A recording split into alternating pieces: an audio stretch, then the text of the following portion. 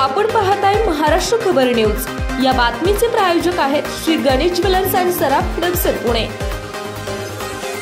नमस्कार, मी सुद्धा महाराष्ट्र खबर न्यूज मध्ये आपल्या सगळ्यांचं स्वागत। या बातमीचे प्रायोजक आहेत श्री गणेश ज्वेलर्स अँड सराफ हडपसर पुणे। अपघातग्रस्त रुग्णांना वेळेवर दर्जेदार तसेच कॅशलेस उपचार मिळावेत यासाठी रुग्णालय सोसायटीचे अधिकारी आणि अंमलबजावणी संस्थांनी कठोर दक्षता बाळगावी।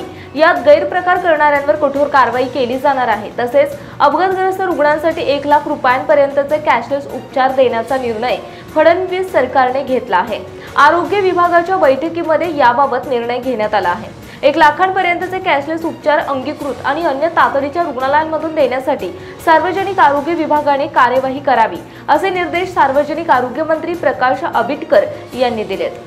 राज्य आरोग्य हमी सोसायटीच्या वरळी मुंबई येथील मुख्यालयामध्ये आयुष्यमान भारत प्रधानमंत्री जन आरोग्य योजना आणि महात्मा ज्योतिराव फुले जन आरोग्य योजनांच्या कामकाजाचा आढावा आरोग्य मंत्री प्रकाश आंबेडकर यांनी घेतला।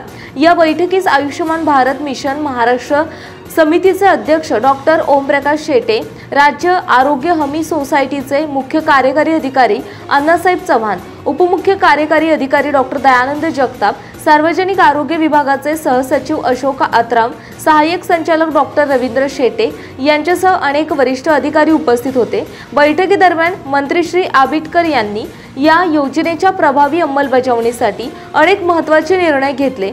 यामध्ये योजनेतील अंगीकृत रुग्णालयांची संख्या 1792 वरून 4180 पर्यंत वाढवण्याचा निर्णय घेण्यात आला।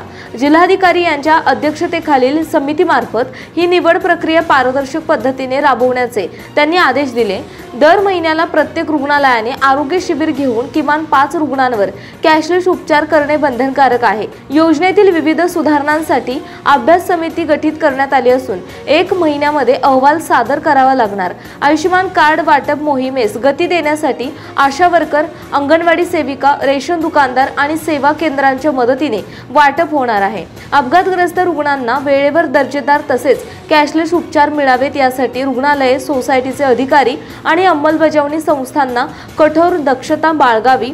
यात गैरप्रकार करणाऱ्यांवर कठोर कारवाई केली जाईल, असे निर्देश आंबेडकर यांनी दिले आहेत। जनतेला योजनेतील रुग्णालयांची माहिती मिळावी, बेडची उपलब्धता कळावी आणि तक्रारी नोंदवता याव्यात, यासाठी स्वतंत्र मोबाईल ॲप विकसित करण्यात येईल, असा निर्णय यावेळी घेण्यात आलाय। आपण पाहताय महाराष्ट्र खबर न्यूज।